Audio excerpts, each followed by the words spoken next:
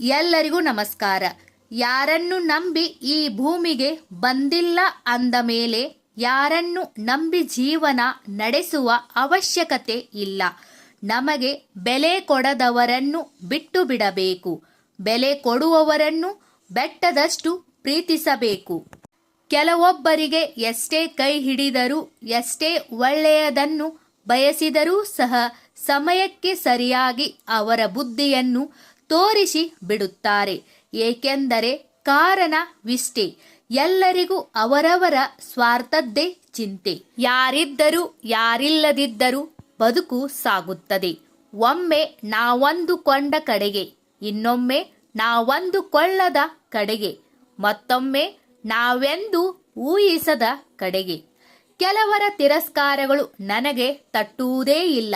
ಏಕೆಂದರೆ ನಾನು ಅವರನ್ನು ನಮ್ಮವರು ಎಂಬ ಪಟ್ಟಿಯಿಂದ ಕೈಬಿಟ್ಟು ಬಹಳ ದಿನಗಳಾಯಿತು. ನೀವು ಜೀವನದಲ್ಲಿ ಎಷ್ಟು ಎತ್ತರಕ್ಕೆ ಏರಿದ್ದೀರಿ ಎಂಬುದು ನಿಮ್ಮ ಯಶಸ್ಸಲ್ಲ, ನಿಮ್ಮ ಜೊತೆ ಎಷ್ಟು ಜನರನ್ನು ಕರೆದುಕೊಂಡು ಹೋಗಿದ್ದೀರಿ ಎಂಬುದು ನಿಮ್ಮ ನಿಜವಾದ ಗೆಲುವು ಮತ್ತು ಯಶಸ್ಸು. ತಾಳ್ಮೆಯ ಫಲ ಸಮಯಕ್ಕಿಂತ ಮುಂಚೆ ಮತ್ತು ವಿಧಿಗಿಂತ ಹೆಚ್ಚು ಯಾರಿಗೂ ಏನೂ ಸಿಗುವುದಿಲ್ಲ. ತಾಳ್ಮೆಯಿಂದ ಇರು. ನಿನಗೆ ಸೇರಬೇಕಾದದ್ದು ಸರಿಯಾದ ಸಮಯದಲ್ಲಿ ನಿನ್ನನ್ನು ಹುಡುಕಿಕೊಂಡು ಬಂದೇ ಬರುತ್ತದೆ. ವಯಸ್ಸು ಇದ್ದಾಗ ವಿದ್ಯೆ ಸಂಪಾದಿಸು. ರಟ್ಟೆಯಲ್ಲಿ ಬಲವಿದ್ದಾಗ ಹಣ ಸಂಪಾದಿಸು. ಸಂಸ್ಕಾರದಿಂದ ಜ್ಞಾನ ಸಂಪಾದಿಸು. ಎಲ್ಲವೂ ಇದ್ದಾಗ ಒಳ್ಳೆಯ ವ್ಯಕ್ತಿತ್ವ ಸಂಪಾದಿಸು. ಜೀವನದಲ್ಲಿ ಮೋಸ ಹೋದವರು ನೆಮ್ಮದಿ ಪಡೆದೇ ಪಡೆಯುತ್ತಾರೆ. ಆದರೆ ಮೋಸ ಮಾಡಿದವರು ನೆಮ್ಮದಿಯಿಂದ ಬದುಕಲು ಸಾಧ್ಯವಿಲ್ಲ. ಏಕೆಂದರೆ ಅವರು ಮಾಡಿದ ತಪ್ಪು ಮರಳಿ ಅವರನ್ನೇ ತಿನ್ನುತ್ತದೆ. ಕೆಲವೊಮ್ಮೆ ನಮ್ಮ ಹತ್ತಿರದ ಸಂಬಂಧಗಳನ್ನೇ ದೇವರೇ ದೂರ ಮಾಡುತ್ತಾನೆ. ಯಾಕೆಂದರೆ ಆ ಸಂಬಂಧಗಳಿಂದ ನಮ್ಮ ಜೀವನ ಹಾಳಾಗಬಾರದು ಅಂತ. ಒಬ್ಬ ವ್ಯಕ್ತಿಯ ಗುಣ ನಮ್ಮ ಮುಂದೆ ಹೇಗೆ ಇದೆ ಅನ್ನೋದಕ್ಕಿಂತ ನಮ್ಮ ಹಿಂದೆ ಹೇಗೆ ಇರುತ್ತದೆ ಎಂಬುದು ಮುಖ್ಯವಾಗಿರುತ್ತದೆ. ಒಳ್ಳೆಯ ಸಮಯಕ್ಕಾಗಿ ಕಾಯುತ್ತಾ ಕುಳಿತರೆ ಬದುಕಿಡಿ ಕಾಯುವುದೇ ಆಗಿಬಿಡುತ್ತದೆ.